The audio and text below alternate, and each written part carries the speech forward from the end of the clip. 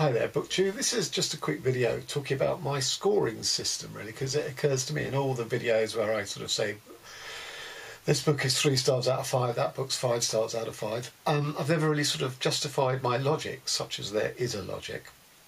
So, first of all, to say that sort of rating any book out of 5 or whatever is a nonsense, really. But I think it's helpful to viewers and people who read your Goodreads reviews to be able to sort of pitch, where we feel the book is in terms of, our estimation of it. So I have sort of succumbed to that rather readily through the Goodreads 5-star system.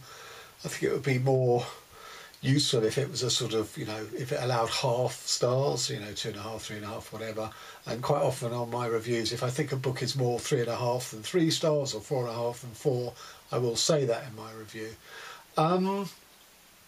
But, that still leaves quite a lot of flexibility in, across all readers as to what 1 star means, what 5 star means, what 3 star means. So I thought I'd, just sort of explain my rationale, if the word rationale can be applied to Grace, what is obviously quite an intuitive process, really. So unfortunately, I have to start in the middle with 3 stars in order to sort of frame the scale. And 3 stars to me is an average read, is a meh, I'm indifferent to it. 2 stars tends to be the lowest mark that I give, and if a book gets 2 stars from me, it's almost certainly going to appear in my worst reads of the year. I think last year I had about 6. And 1 star, I've almost never give 1 stars, and when I do, it's basically a book in which I feel cheated. And that tends to be non-fiction rather than fiction. I think with fiction, so take a book like Peach by Emma Glass. I didn't like it. I didn't buy it. I didn't think the voice was authentic. But I still acknowledged its literariness, its artistic nature, its language, and the fact it was trying to do something. I mean, it failed on all of those scores, but I could clearly see Emma Glass was trying to do something with each of those sort of techniques. So I wouldn't give it 1. I gave it 2, and yes, because it had 2, it was in my worst reads of whatever year it was. So 1, I gave one 1 star last year, and I can't remember the last time I would have given 1. Last year's was a non-fiction book in which I felt it was completely, didn't deliver on its title, on its blurb. It was a book about sort of anarchism, and it seemed to be more interested in paying off scores with other academics and didn't address the issue at all. So I felt cheated and gave it 1 star. And there's a question, I suppose, I'm not sure it's ever really arisen. If I've had a book so offensive, would I give that 1 star? But I think if I've had a book that offensive, I probably wouldn't finish it. And if I didn't finish it, I wouldn't rate it. So it hasn't really arisen. But it's an interesting thing to consider up, ahead if such a thing happened. So that leaves just 4 and 5 stars. They're sort of relative to each other, really. So I'm going to start with 5 stars. Now, a 5-star rating for me does not mean a perfect book. What it does mean is it means a book that I really engaged with, either in its style, its language, or more than likely its theme and ideas. But within 5 stars to me, there's 2 sort of categories, and this is where it gets a bit woolly. So obviously all of my top reads for any year will be 5 stars, but not all 5-star reads will get into the top reads of the year.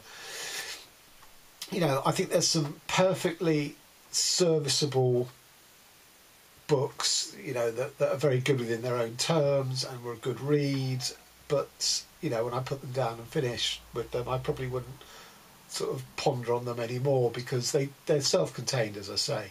But they executed well, and it was a good read. So I'd give them 5 stars, but that's not the same level, qualitative level of 5 stars where a book that blows me away, which are the ones that would get into my sort of end of year top 10. Now those books, as I say, do not have to be perfectly written, and most of these books I couldn't recommend to other people unilaterally or unconditionally, because they appeal to my taste, but there's no guarantee they're going to appeal to everyone's taste. They're not sort of mass across the board type of books. They feed into my wheelhouse of what I'm interested in life, in literature, etc. So, for example, Lincoln in the Bardo is an example of a really good, solid, self-contained 5-star. Nothing wrong with it. Good, entertaining read, but I can't take anything away further from having read it. Whereas The Lost Children Archive by Valeria Luiselli for me is an upper 5-star. I actually was pondering saying in my review it's actually 6 stars. It was that good because it was chock full of ideas. It moved me emotionally, stylistically. It was ambitious and pulled it off, I feel, and yet it wasn't perfect. There were a couple of things in that book, that I felt slightly took away from the sort of perfect nature of the book, but for me that was a fantastic read. So that's the sort of 2 levels of 5-star read for me, and on to finally 4-star, which is quite simple, which is a good read but not good enough to be 5-star, but certainly better than 3-star.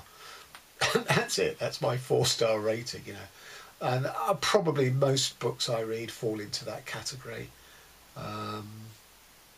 So there you have it. There's a rather how can I say, idiosyncratic version of how I rate books in the way that I rate them.